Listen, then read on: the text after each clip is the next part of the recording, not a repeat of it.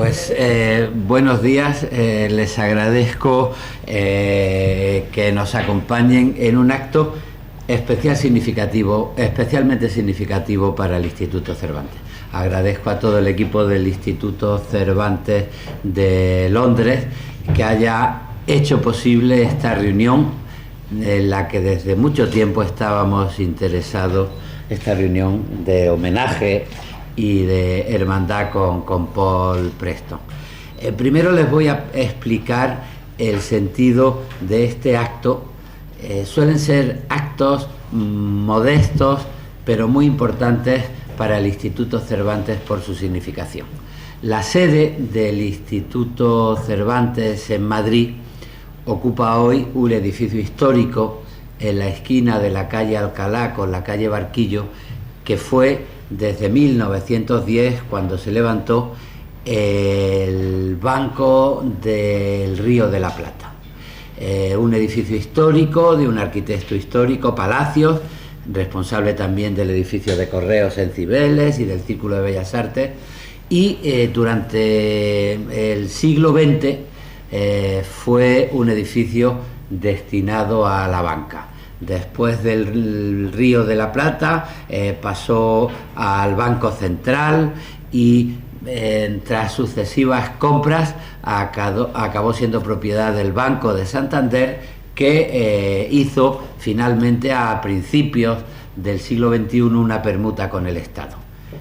Allí acabó trasladándose la sede del Instituto Cervantes en Madrid. Se conservan, aunque hubo obras que convirtieron la mitad del siglo XX en un gran edificio de oficinas, por eso hoy podemos trabajar allí el edificio histórico, pero se conservan algunos lugares muy significativos. Uno de ellos es la antigua caja fuerte del banco. Es una caja fuerte donde se ruedan películas porque tiene un sabor histórico importante.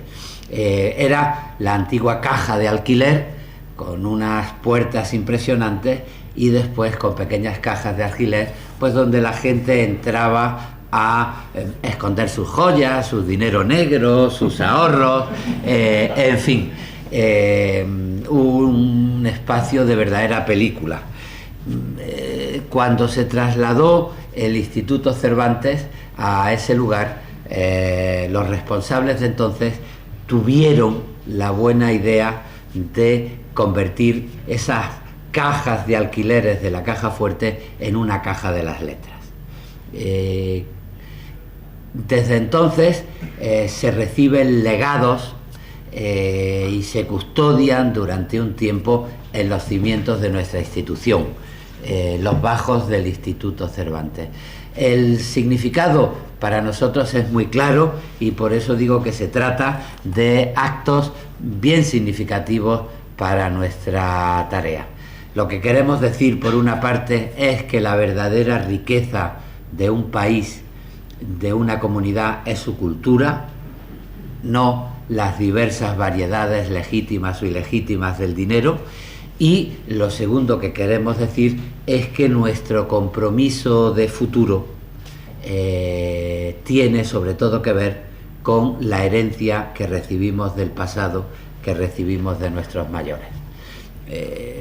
Yo creo que en esto sí tuvo razón Ortega y Gasset cuando decía que lo que distingue al ser humano de los animales es que los animales tienen descendientes biológicos y los seres humanos somos herederos de una memoria, de una experiencia, y la idea del tiempo de la cultura se revela a esa idea de la mercancía del usar y tirar, porque creemos que la experiencia humana, la herencia del pasado, es el mayor compromiso para darle la antorcha a los jóvenes y con su propia realidad, con su propio futuro, con sus propios intereses, según la época en la que viven, pues que sigan desarrollando los lazos que nos mantienen como comunidad. Ese es el sentido de que en la caja de las letras del Instituto Cervantes pues hayamos creado la dinámica de recibir herencias. y allí se encuentran, por ejemplo, legados pues de los premios Cervantes, y tenemos el recuerdo de García Márquez, o de Juan Marsé, o de Juan Wittisolo, o de Juan Gelman, o de Elena Poniatowska, o de Ida Vitale. Tenemos legados de fundaciones como la Fundación Manuel de Falla, que nos cedió para custodiar la partitura original de su obra cervantina, el retablo de Maese Pedro. Tenemos pues trajes con los que Nuria Esper o Ana Belén representaron a Federico García Lorca. Tenemos bocetos de la obra de Tapies, el pintor. En fin, tenemos legados de nuestros mayores que nos refuerzan en nuestra memoria para invitar a los jóvenes a que se comprometan y sean dueños humanos del futuro. Ya hubo un legado que se dedicó a un gran hispanista inglés, John Eliot. Yo tenía mucho interés en tener otro legado, por admiración, como catedrático de filología que soy, antes que director del Instituto Cervantes, como estudioso de la historia de España, porque la literatura ha formado parte de la historia de España, y también como persona, por la complicidad que desde hace años he sentido con él, por las veces que nos hemos reunido a hablar de la cultura antifranquista y de la herencia que recibimos en nuestro compromiso con el futuro. Tenía mucho interés en que se tuviese en la caja de las letras un legado Paul Preston.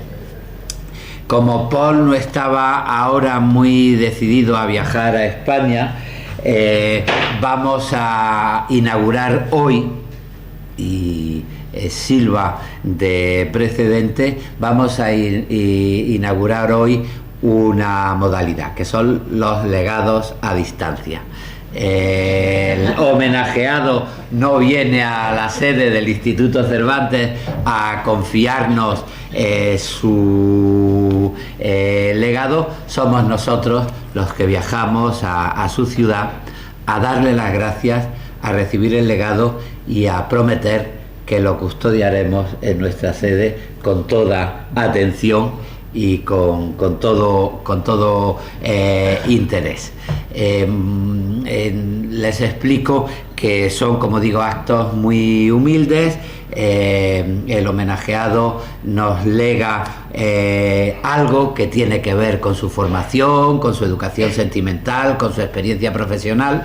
Después firmamos unos documentos de cesión y custodia. Hay dos llaves: una la reserva el Instituto Cervantes, otra simbólicamente se le da al propietario del legado, y después se mantiene una pequeña conversación para explicar las razones de nuestro interés por tener entre nosotros, como seña de identidad del Instituto Cervantes, un legado Paul Preston. Entonces, lo primero que hago es darle la palabra a Paul para que explique qué es lo que ha decidido confiarnos y por qué ha decidido confiarnos. Bueno, primero quiero decir que, para mí es un acto muy emotivo, más que nada por estar con Luis, que la última vez que nos vimos fue en Jerez, hace 15 años o por ahí, ¿no? Después estuvimos en el homenaje a las brigadas internacionales en Rivas, claro. ¿Te acuerdas? Sí, además pero... eso, sí. Bueno, ya ves, yo soy una ruina de lo que una vez era un historiador. Lo que pasa es que después de escuchar las palabras de Luis sobre los otros legados, casi me voy ya por vergüenza, porque la cosa mía es tan pobre en comparación. O sea, partituras de Falla. Me has dado una auténtica vergüenza, ¿no? Pero en fin. Bueno, cuento un poco qué dejo y por qué lo dejo. Cuando me comunicaron por primera vez que me iban a hacer este inmenso honor, y entonces pensaba que podría ir a Madrid, que luego un problema de salud me impidió, yo pregunté, ¿qué es lo que se deja? Y me dieron una pista magnífica, lo que usted quiera. No, pero dígame algo, alguna pista más concreta. Lo que usted le guste. Por ejemplo, pues el manuscrito de uno de sus libros. Y dice, pero eso es una chuminada, porque claro, eso es pulsar un botón en el ordenador y sale el manuscrito, eso no tiene ningún valor. Además, los libros están publicados. Y la persona, no sé con quién con quién hablé, me dijo, pero tenemos, o sea, más o menos de qué tamaño será el legado. Y dice, yo qué sé, que no he... Dice, tenemos cajas de todos los tamaños. Y yo pensé, bueno, si hubiera guardado el coche en el cual tuve mis primeras experiencias sexuales, podría caber ahí. Pero resulta, en fin, no he guardado el coche, con lo cual eso era imposible. Y pensando, he llegado a la conclusión de traer esto, que parece poca cosa, es muy pobre. Este es un ejemplar del primer libro que publiqué. No el primer, o sea, antes había publicado un libro que se llamaba España en crisis, que era un libro colectivo que yo había dirigido. Pero ese es mi primer libro, o sea, que está basado en mi tesis doctoral. Salió en España con el título de la destrucción de la democracia en España, y aquí The Coming of the Spanish Civil War. Y es un libro que evidentemente tiene mucho interés para mí, y o sea, sigo de acuerdo con lo que escribí en esto, y eso fue hace ya 50 años. Pero no es la razón por la que traigo. Es que este libro fue encontrado, este ejemplar, mejor dicho, fue encontrado en una librería de segunda mano, y no estoy de acuerdo porque la persona que me lo regaló está ahí en la última fila, y no recuerdo si lo encontraste tú o lo encontró una amiga tuya. Estaba en la biblioteca de Raymond Carr. Pero no, tú me dijiste que lo habías encontrado en una librería de segunda mano. Pero te legó el... Sí. Bueno, pues ya ves. Eso es el lema de mi vida. Ni idea, ¿no? Entonces, o sea, María Jesús González, que está ahí, que es la autora de una magnífica biografía de Raymond Carr, y por eso llegaron a ser muy amigos. Y resulta, yo pensaba que este ejemplar se había encontrado en una librería de segunda mano, pero no, resulta que se legó unos libros a María Jesús, y entre ellos había este ejemplar. En primer lugar, me horrorizó, porque yo soy un bibliófilo. Yo trato a mis libros con una exquisitez. O sea, cualquier libro mío, o sea, de lo que tengo en casa, la gente dice, ¿pero tú has leído esto? Claro, pero ¿cómo está tan limpio y tan forrado y todo eso? Pues eso es una de mis paranoias, ¿no? Entonces, ver que se ha hecho un Cristo con este libro, y me consta, porque Raymond era uno de mis profesores, que él trataba a todos los libros con la misma falta de respeto. Pero este libro está plagado de comentarios suyos, porque estaba en aquel momento preparando una reseña, que yo sabía que estaba preparando la reseña y temblaba porque él era bastante cruel como reseñador. Aquí meto dentro lo que sale, o sea, que también tiene cierto valor, que es la reseña final, que fue a mi inmensa sorpresa, muy positiva, pero todo eso, o sea, esa es una de las razones por elegir este objeto. El otro es que, o sea, yo sabía que ya delante de mí en la cola estaba John Eliot, un historiador muy admirado con quien yo había trabajado, y me pareció una lástima de que Raymond había muerto antes de toda esa historia que nos ha contado Luis de cómo se formó, cómo se ideó la Caja de las Letras. Y pensé que esto era algo de Raymond, además de ser algo mío, sería algo de Raymond. Y así, aunque físicamente es una pobre cosa, que es un poco un doble legado. Así que toma, ya estuve.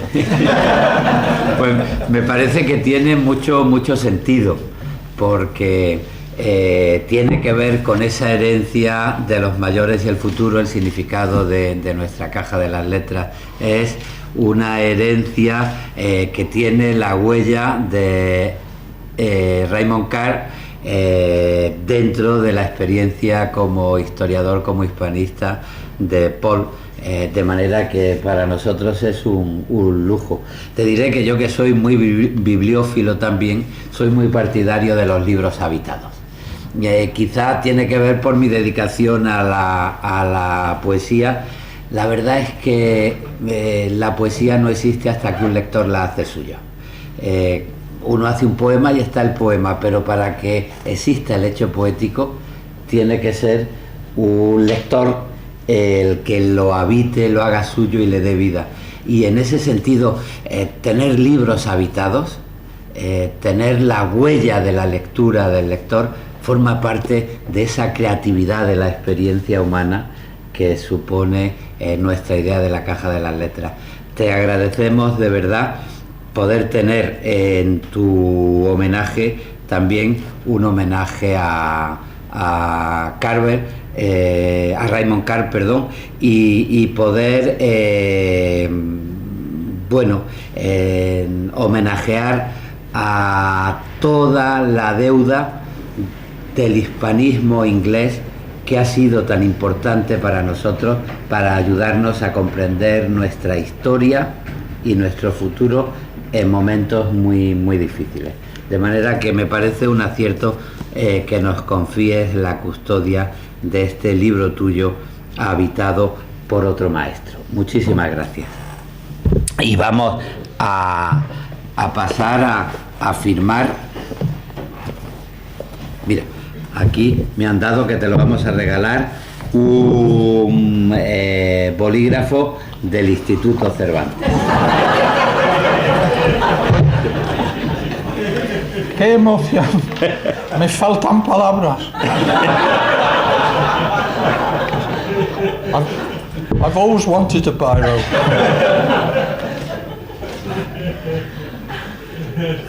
Mira. Fíjate.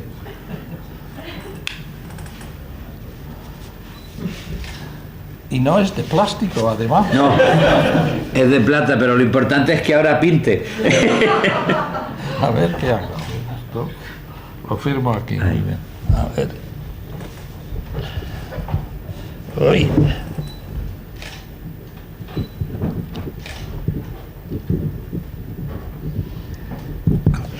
Muy bien. El otro también.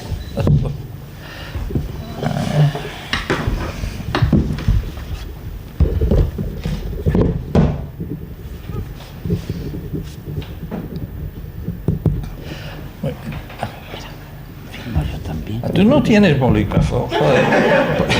Parece mentira que tienes que pedir el mío. Yo no solo no tengo bolígrafo, sino que te voy a dar rápidamente la llave simbólica para que la custodies también.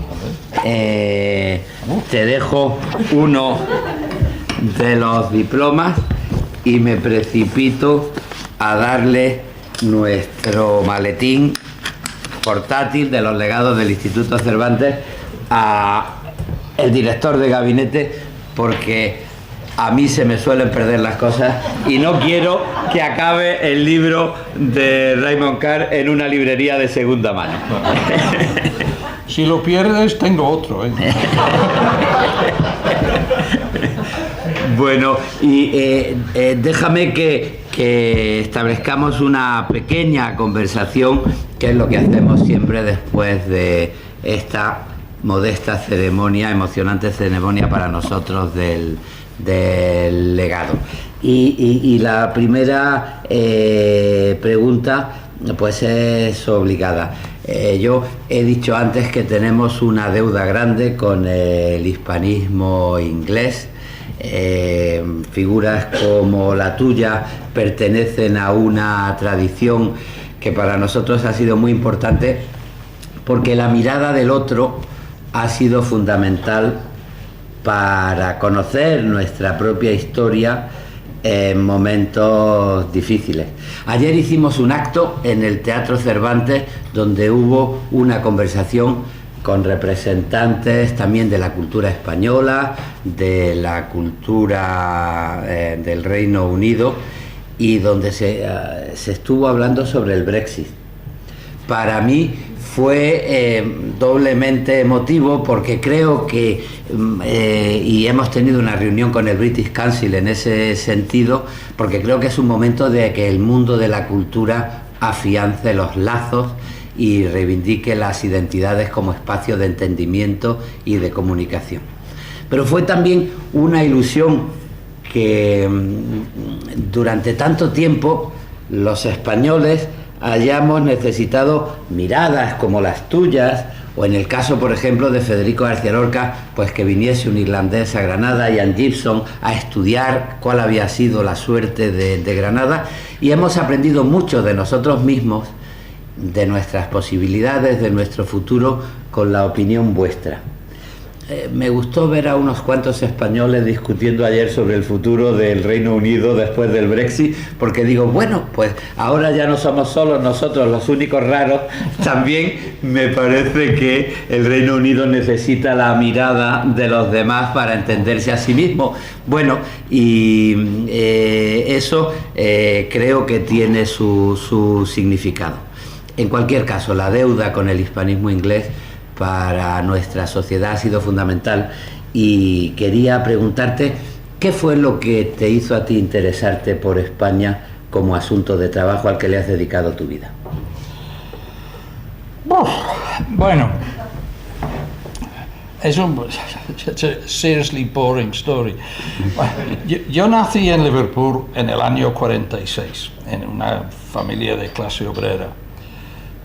Y en una zona, o sea, mi padre y mi abuelo trabajaban en el puerto, eran ingenieros en los remolques, y Liverpool era el puerto donde llegaban los armamentos de Estados Unidos, ¿no? Es un puerto muy importante, y por eso fue muy castigado por los bombardeos alemanes, lo que en la jerga de ahí se llamaba the Blitz. Claro, no era el Blitzkrieg, que es, o sea, la guerra rápida de los alemanes, sino que fue una cosa lenta, constante, y destruyó media ciudad, ¿no? Y la consecuencia fue que mi niñez se desarrolló en un ambiente en que los adultos hablaban mucho de esos bombardeos, ¿no? Y había historias de que, por ejemplo, parece que mi padre nunca quiso ir a los refugios, y una noche que mi abuela, que estaba muy preocupada, y decía, hijo, tienes que venir, y una noche finalmente, para complacer a su madre, cedió y se fue al refugio, y ese día cayó una bomba sobre la casa. Y, o sea, curiosamente, la bomba no explotó, pero claro, él se sentaba siempre en una butaca, y cuando volvieron a la casa había un agujero en el tejado y la butaca aplastada y encima una bomba de 20 kilos, ¿no? Bueno, en fin, eso no tiene que ver con tu pregunta, pero la cosa es que al crecer en ese ambiente significaba, fue la semilla de un interés en lo que fue la Segunda Guerra Mundial, que luego los juegos de los niños en la calle, nos poníamos las gabardinas y nos hacíamos aviones o sea, que eran batallas entre ingleses y alemanes. Luego, o sea, a partir de los 11, 12 años, pues todos, o sea, los que están aquí, los ingleses, sabrán lo que son FX kits, que eran unas cosas que comprabas y hacías maquetas de aviones, de Spitfire, Messerschmitt, Focke-Wulf, todo eso Y entonces luego tú, o sea, también era ¿cómo se dice? Un empollón en la escuela, y logré lo que era bastante inusitado en aquel entonces, que era ganar una beca para ir a Oxford, ¿no? Y no había muchos niños de clase obrera del norte en Oxford en aquel entonces, que realmente el ambiente era horrible, pero eso es para otro día. Y para mi gran desilusión, mi interés en la Segunda Guerra Mundial y la historia contemporánea fue frustrado, porque ahí la carrera era más bien de historia constitucional, historia anglosajón, o sea, había poca cosa optativa de interés para mí. Entonces terminé la carrera, hubiera querido quedarme en Oxford para hacer un doctorado, pero no había ningún tema que me interesaba, del cual podría ser capaz, o sea, porque no tenía idiomas. Balbuceaba un poco de francés, había hecho francés en el colegio, pero como la gente, o sea, aquí la enseñanza de los idiomas es pésima, o fue entonces como mínimo, ¿no? Entonces, en ese momento, mientras, ¿pero qué voy a hacer?, me surgió una cosa maravillosa, que era, se formaba una escuela de graduados en la Universidad de Reading, donde se podría hacer un máster sobre la Europa contemporánea, y la estructura de ese máster era, tenías que hacer en un año 2 asignaturas lectivas y una tesis en cada una, ¿no? Entonces yo opté por literatura marxista de los años 30, que era mayormente francesa y americana, y la Guerra Civil Española, de la cual no sabía nada. Pero el profesor fue Hugh Thomas, y era curioso porque había poco interés, y era una clase de 4 personas. Y entonces, o sea, fue maravilloso, porque Hugh Thomas era un gran excéntrico, y en clases pequeñas era muy gracioso, y claro, conocía a mucha gente, y las clases pues traía gente.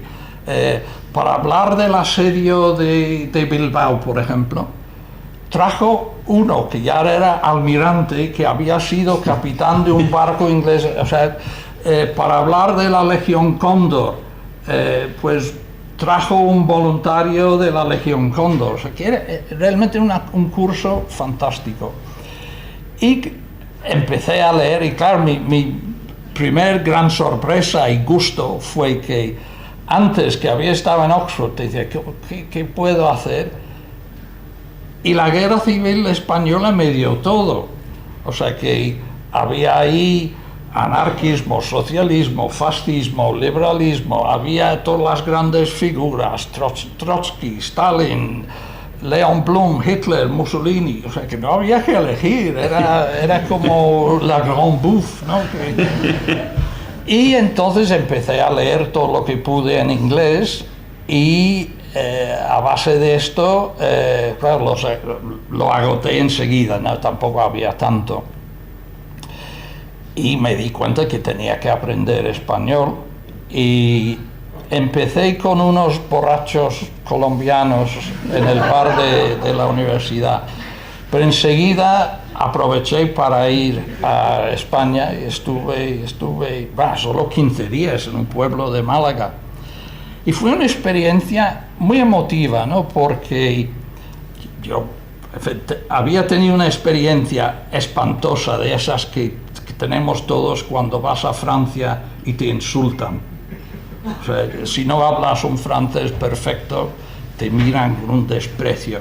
En cambio, yo iba a Andalucía balbuceando 3 palabras y casi me hicieron héroe del pueblo. No, realmente era fantástico. O sea, yo llegaba al bar del pueblo un día y si yo podía decir, tengo sed, coño, un inglés que habla español. Y al día, eso me encantó tanto que, claro, yo estaba estudiando todo el día para ir al día siguiente y decir, y también tengo hambre. Y casi se formaba una muchedumbre cada día para ver qué decía el inglés cuando venga a desayunar. Y, no, pero eso fue el comienzo, realmente, o sea, estoy exagerando un poco, ¿no? No, pero solo un poco. Está muy bien, porque estamos hablando de final de los años 60 y claro, no sé si irías con el coche de tus primeras experiencias sexuales o no irías, pero porque también entonces no estaba el horno para bollo en España, pero sí me interesa mucho como testigo que durante tantos años te has dedicado a estudiar y a ver la experiencia española y que ha sido la materia de tu trabajo. ¿Cómo ves el desarrollo de la sociedad española, la experiencia histórica de España, desde esos años 60 que tú conociste a la época en la que vivimos hoy? Bueno, evidentemente, si yo llegué en el 68, 69, eso era una España muy cercana a la España de la Guerra Civil. O sea, cuando volví y empecé a hacer mi tesis y estuve viviendo mayormente en Madrid, también tenía unas experiencias rarísimas. O sea, lo que había, o sea, el acceso a los archivos era limitadísimo, y si querías ver cosas como los supuestos bibliotecarios y archiveros eran guardias civiles retirados que no, o sea, yo no sé si sabían leer, pero para que te dejasen ver cosas les tenías que traer una botella de coñac o un paquete de puros, algo así, ¿no? Pero en fin, esa época notabas mucho en Madrid restos de la guerra civil. O sea, aparte de, evidentemente, las huellas de las balas en las paredes, también había muchísimos mutilados de la guerra. Hay una calle, no me acuerdo cómo se llama la calle, una de las calles que sale de la Puerta del Sol, donde vendían piernas postizas o prostéticas, ¿no? En los tranvías, ¿te acuerdas que había asientos reservados para caballeros mutilados de la guerra? Sí. Y entonces, o sea, eso sí que fue la España de la Guerra Civil. La época en que yo estaba ahí haciendo mi tesis fue el final del franquismo, y también se veía, o sea, yo me acuerdo, por ejemplo, que yo trabajaba mucho en el Ateneo, la biblioteca del Ateneo era fantástica, y que un día, o sea, que era el 2 de mayo del 73, creo, no vinieron la gente, los otros estudiosos y estudiantes que habían estado conmigo, porque estaban todos en la cárcel, porque en la manifestación del 1 de mayo se había matado, y no se sabe si fue por un provocateur, pero se había matado a un policía, y luego algunos amigos volvieron ya, o sea, cubiertos de cardenales y todo eso. O sea, estábamos muy conscientes de que era todavía el franquismo, ¿no? Luego yo había terminado la tesis, pero pasaba muchísimo tiempo en España y vivía la época de la transición. Y este libro, bueno, ya me lo has robado, ¿no? Ese libro, la versión española llegó, no sé cómo, pero llegó a Felipe González y le gustó mucho y lo puso como libro de texto en la escuela de verano de Torrelodones del PSOE y todo eso. Y él hizo la presentación del libro y nos hicimos, no sé si se puede decir amigos. Tú sabes que una cosa yo siempre digo en la traducción. ¿Cómo se dice en inglés? Intimísimo amigo mío de toda la vida. ¿Cómo se llama? It's a bloke I met once. O sea que se exagera mucho eso, ¿no? Pero sí que llegué a conocer a Felipe, a Alfonso Guerra y todo eso. Gracias a eso, y también a Carrillo, y pude, aunque, claro, era todavía muy joven, pude seguir el proceso de la transición desde dentro, un poco desde dentro. Y en aquel entonces, y hasta poco después, en el año 86, hice mi libro sobre la transición con el título que todavía sigo pensando que es un título acertado, El triunfo de la democracia. Ahora se suele hablar mal de la transición, porque se ve desde ahora, o sea, las cosas que no hizo la transición, por qué no fue una revolución, por qué después ha habido tanta corrupción y todo eso. Pero eso no era la cosa, es que había que haber estado entonces.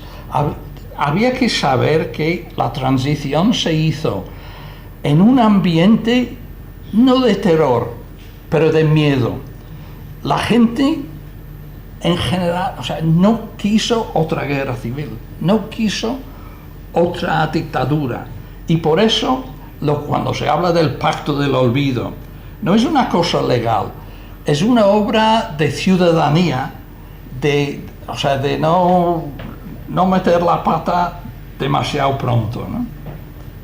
Se hicieron muchos sacrificios. Luego ha habido cosas, claro, lamentables, ¿no? Como, primero, el hecho de que cuando se había asentado la democracia a partir de la victoria de los socialistas en octubre del año 82, que se hiciera tan poco por la cuestión de la memoria histórica.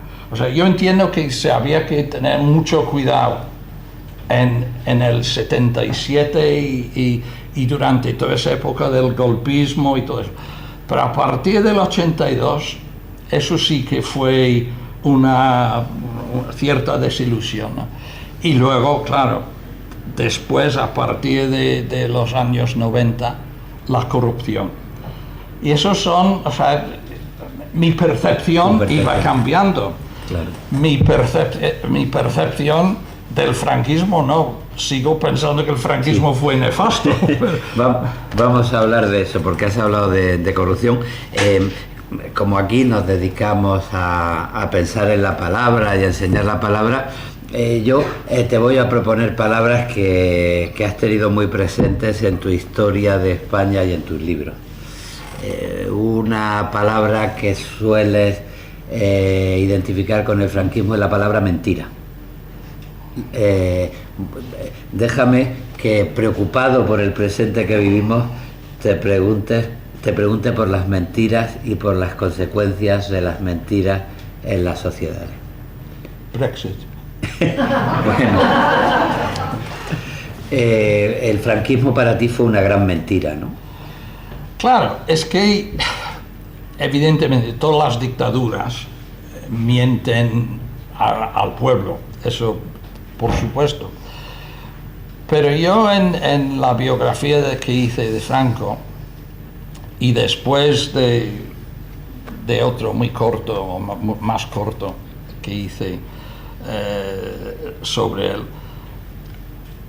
me centré mucho en que Franco mentía desde joven. O sea, en el ejército, su su ascenso rápido también se basaba en muchas mentiras. Para dar un ejemplo, la primera biografía que se hizo de Franco era la biografía hecha por Joaquín Ararás, que era un hombre de la extrema derecha, un periodista muy importante y muy bueno. Y resulta que él y Franco habían pasado un tiempo en Oviedo en el año 17, viviendo los dos en el mismo hotel, y se habían hecho amigos, ¿no? Y Ararás hizo la primera biografía. Y en esa biografía fue durante muchos años la base de lo que se sabía de la carrera, aparte de su hoja de servicios, que eso es otro tema, pero es la base de lo que se sabía de la experiencia de Franco en Marruecos. Y resulta que luego casi todo era mentira, ¿no? Decía que en el día tal, llevando una unidad de regulares hizo tal. Y Franco no estuvo ahí ese día, no estaba con los regulares, en fin, él mentía sistemáticamente a lo largo de su carrera, ¿no? En fin, hay muchos ejemplos. Pero claro, eso es, o sea, la mentira y la manipulación de la percepción de la realidad por las autoridades. Fíjese, no decía en broma lo de Brexit. Es que es imposible imaginar el Brexit si no hubiera tanta manipulación y tergiversación de la realidad. Y eso, o sea, y la cosa es igual de nefasto aquí que en España. En fin. Volviendo a España, porque las mentiras tienen sus consecuencias. Brexit. Otras dos palabras que tienen que ver también con tus estudios: la palabra holocausto y la palabra venganza. Después de mucho tiempo donde demuestras con datos que desde ciertos púlpitos se habla de que hay una conspiración de judíos y de comunistas para acabar con la Iglesia en España y con la identidad española, acabamos desembocando en una tragedia que tú llamas holocausto y donde se da paso a la venganza más irracional. Hablemos de eso, de las consecuencias que las mentiras tienen cuando invitan al odio. Sí, bueno, yo utilicé la palabra holocausto para mi libro sobre esto porque no encontraba otra palabra que encubriese todo el horror de lo que pasaba en ambos bandos. O sea, había grandes diferencias entre lo que pasó en ambos bandos, pero sí que había miles de tragedias innecesarias en ambos bandos. Luego había algunos que me criticaban de utilizar esa palabra. Claro, ¿qué quiere decir la palabra? O sea, holocaustos, o sea, que lo mismo que se habla de medicina holística. O sea, holos es totalidad. Caustos de quemar. Entonces, el uso original, aunque fíjate, el otro día yo estaba hablando con uno de mis hijos de esto, yo dije, eso empezó con los griegos, y él, que es experto en religiones antiguas, dijo, con los griegos, como mínimo 5.000 años antes, pero en fin, vamos a empezar con los griegos porque, en fin, nos falta tiempo. Y para ellos, o sea, era un sacrificio, y en inglés sería a burnt offering. Pero a lo largo del tiempo la palabra iba cambiando a significar una masacre, y yo lo utilizaba en ese sentido. Claro, luego había alguna crítica de alguna gente judía de mi uso, diciendo que esta palabra es nuestra. Pero es curioso, muchos intelectuales judíos, y sobre todo en Israel, no les gusta la palabra holocausto, porque no quieren que haya una connotación de sacrificio. ¿El pueblo judío se sacrificó a los nazis? No. Por eso prefieren la palabra Shoah, que en hebreo significa catástrofe o destrucción. Y por eso yo me sentí justificado en utilizar la palabra holocausto. Otro libro anterior era la política de la venganza, y utilizaba la palabra venganza porque era la venganza de ciertas fuerzas en la sociedad, luego me explico. Era su venganza contra los que se habían atrevido a intentar reformar la sociedad. O sea, que era una venganza contra la coalición republicano-socialista y todo lo que había pretendido hacer en el primer bienio del 31 al 33. Y es curioso, tuvimos un seminario en mi universidad, London School, anoche, y entre otras cosas estábamos hablando del uso que utilizaban los militares y los que organizaban esa venganza y ese holocausto, su intento de tener un monopolio sobre la palabra España, que luego sabemos que en todo el discurso de Franco se habla de la España y la anti-España, y la anti-España realmente es la mayoría de la gente, los que no están a favor del franquismo.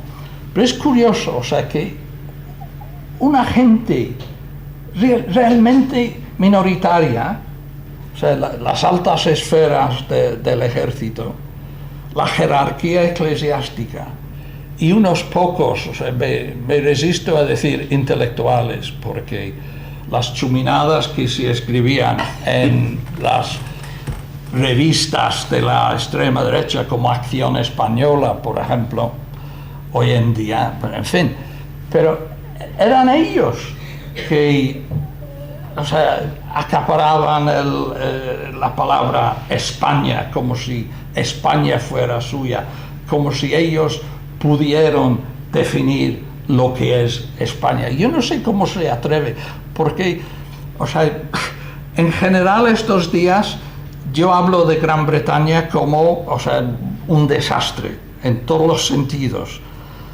pero no encuentro un equivalente de gente que utilice, o sea, no hablan de Gran Bretaña, hablan de Inglaterra, ¿no?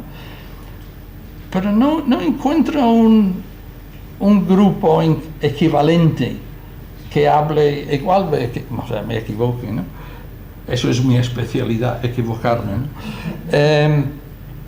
O sea, que utilice o intenta monopolizar la palabra England de la misma forma de que incluso pasa todavía con la crisis catalana, que hay elementos que intentan, o sea, que tienen su definición de España. Y eso tiene unas contradicciones casi graciosas. Ayer o antes de ayer en El Mundo había un artículo que criticaba mucha gente por supuesta involucración en el tema catalán, y me incluían a mí. Y el crimen o el delito era que el centro que he dirigido en la LSI, que es, o sea, de estudios de la España contemporánea, haya tenido de los casi 300 actos de los últimos 25 años, o más, tiene que ser más, en fin, ha habido 50 actos sobre Cataluña. Bueno, yo pienso que si lo que te interesa es España y lo que te jode es que hay catalanes, o sea, no todos, hay algunos catalanes que quieren separarse de España. Eso no puedes decir que, o sea, estudiar Cataluña, y claro, muchos de esos actos son sobre la burguesía catalana a final del siglo XIX. Sí, sí. ¿Cómo es posible criticar, es decir, el prestonese es un pagado por el independentismo porque hace actos sobre Cataluña? Y decir, pero vamos a ver, Cataluña no forma parte de esa España que no quieres que se divida.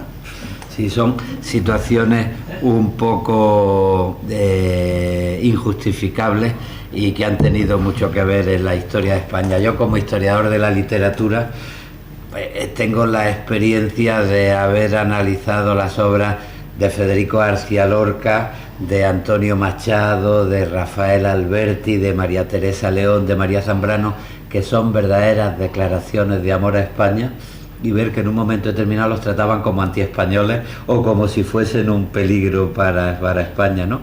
Y eso se da hoy en día también, bueno, pues la gente que quiere hacer una caricatura de España como si España fuese algo opresivo, borrando la gran tradición de libertad que han representado, por ejemplo, los nombres que acabo de citar en su amor por España, o desde el otro lado, pues la gente que piense que amar a una parte de España y preocuparse por una parte de España como Cataluña sea un acto antiespañol. Es que no se entiende, ¿no? Tiene mucho que ver con las situaciones complejas del presente, y la historia nos ayuda quizá a meditar posibles salidas. Por eso yo quiero acabar con otra de tus palabras, la palabra triunfo.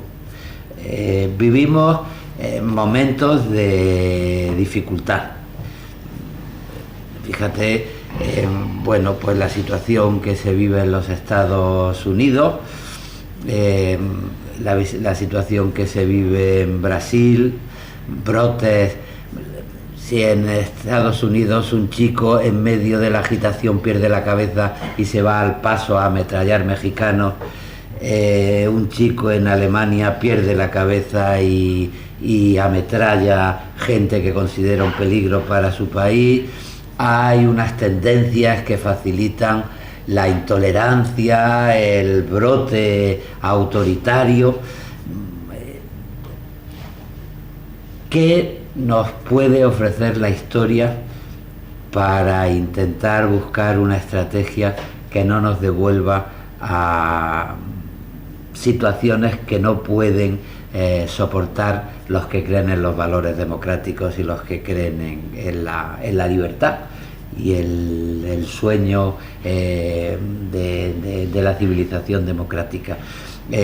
Yo, que creo también contigo que fue un triunfo poder pasar de la dictadura a la democracia, porque siendo estudiante y empezando a preocuparme por mi país, pues un día podías salir de clase y te enterabas que en Madrid habían ametrallado a 7 abogados de tu misma sensibilidad por defender libertades, y que había una situación muy difícil y que fue un logro pasar con todas las limitaciones de una dictadura a una democracia. Bueno, yo que creo en esa ilusión del triunfo y que quiero ser optimista, me atrevo a terminar preguntándote qué te ha enseñado la historia, si es que es posible, para pensar en una estrategia democrática para no volver a ningún tipo de intolerancia y de terror.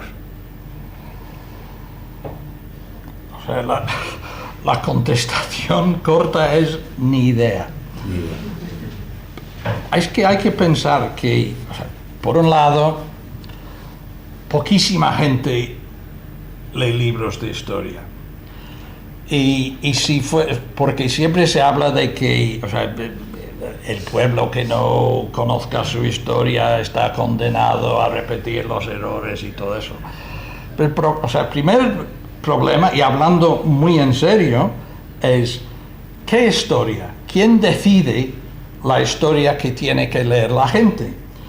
Claro, a mí me encantaría que no que los chicos en los colegios tuviesen que leer mis libros, pero que tuviesen que leer un abanico de libros, entre los cuales estaban los míos. Pero claro, no es así. O sea que porque se empieza con libros de texto que son sistematizados y voy a ser quien... O sea, ahora está pasando aquí que hubo hasta hace poco un ministro de Educación, Michael Gove, just in case you don't get the reference, que intentó sistematizar la historia de Gran Bretaña. Y entonces, o sea que, primero hay este problema. Una primera propuesta, sí. Educación, inversión en educación. Claro, bueno, eso. Pero, o sea, la educación es, o sea, los colegios, las universidades y todo eso.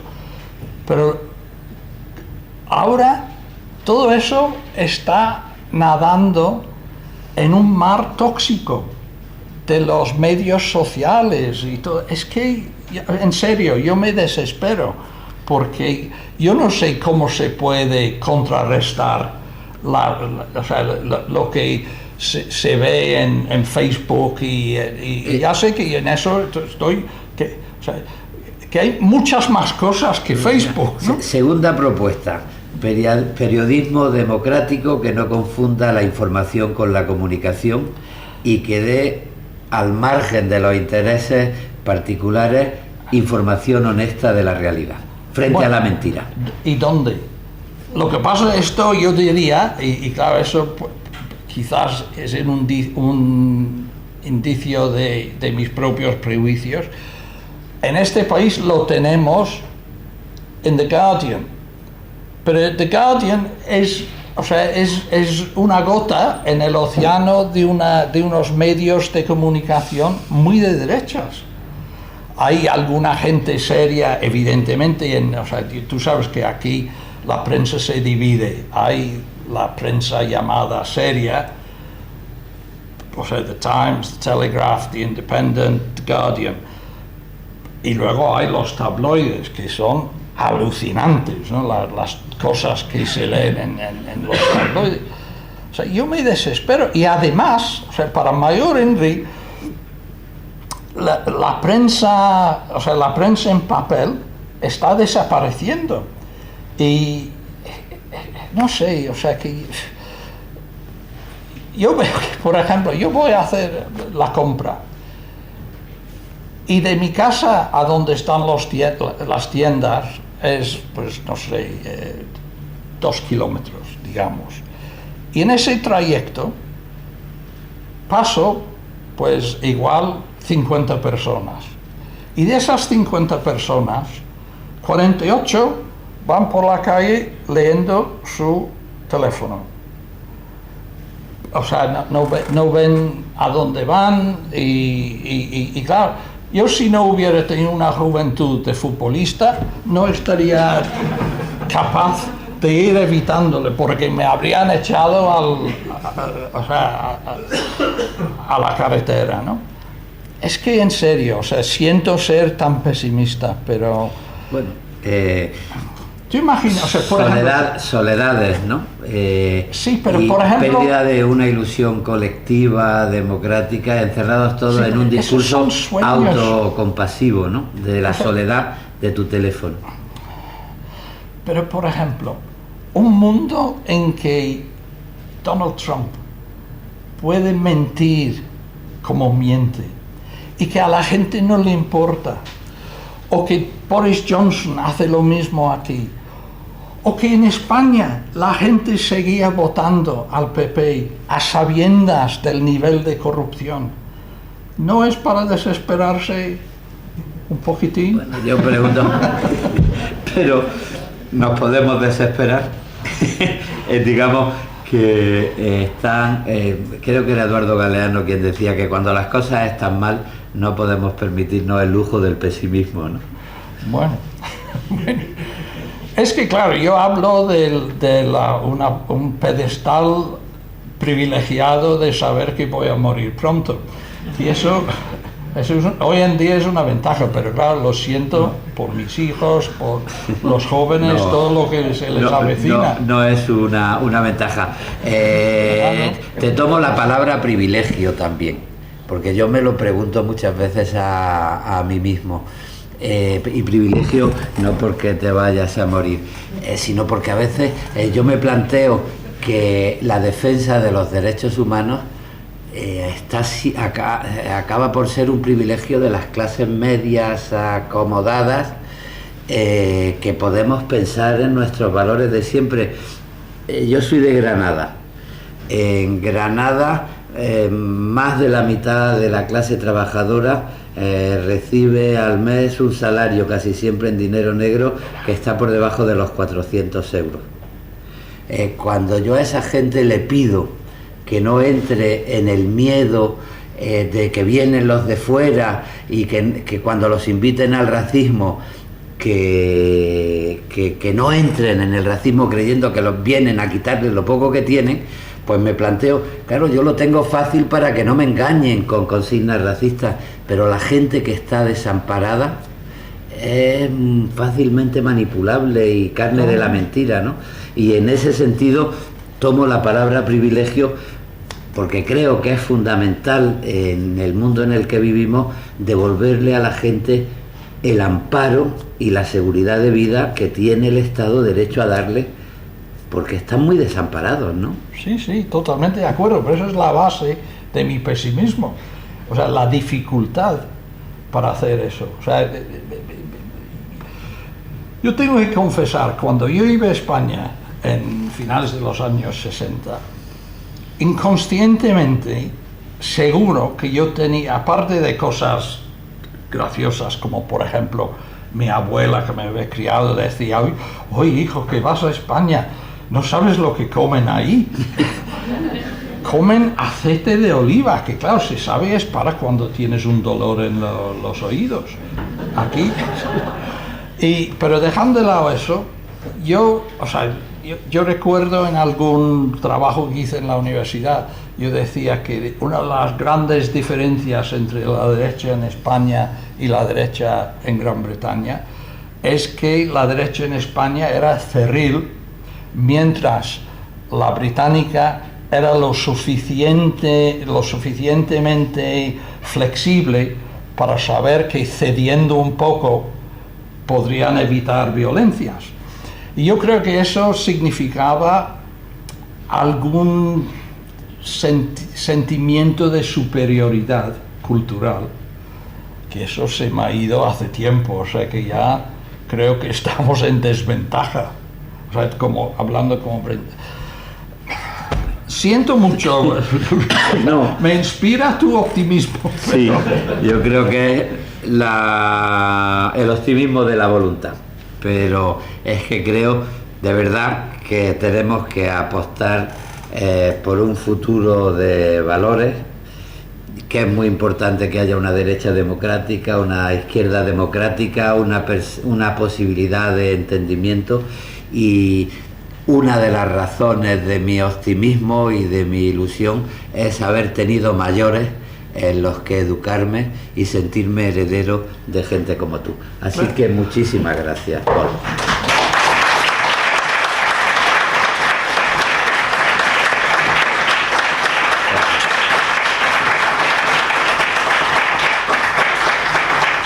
Si quieres saludar a tu público.